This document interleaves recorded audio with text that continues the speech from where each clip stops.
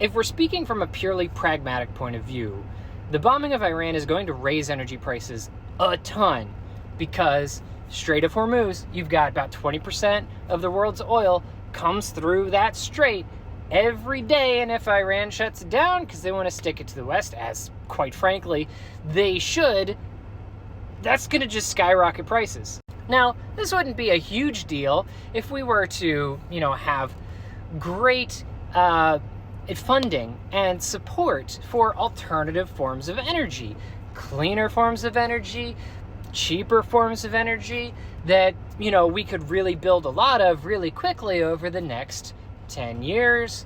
That'd be great, right? Which is what we had, and then the House decided to completely gut it from their version of the bill, and the Senate bill's not much better.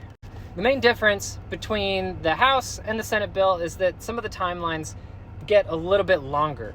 The House bill cuts off the tax credits within, 90 days, 60 days of signing, and the Senate bill puts the residential tax credit, cuts it off at 6 months after signing, which isn't a lot. It's not great. It's a tiny bit better. I also think that the commercial timeline gets increased, but really none of that super matters because there is a poison pill in the bill, lovingly referred to in the industry as FEOC, or Foreign Entities of Concern. What this means is that you cannot have anything in your tax credit eligible system that is sourced from any country that is a foreign entity of concern. And I need to look up the exact wording, but what I've heard is that the wording's a little bit better in the Senate bill versus the House bill. Not a lot, though.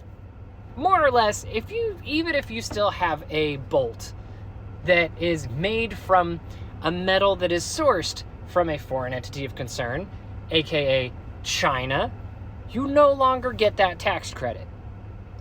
I don't know where all we're getting metal from.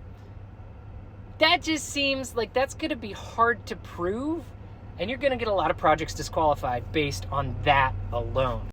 Just like the House bill, the Senate bill is manufactured out of spite for the solar industry. I don't know why. We would be able to help take off some of the pressure of these energy prices, but no.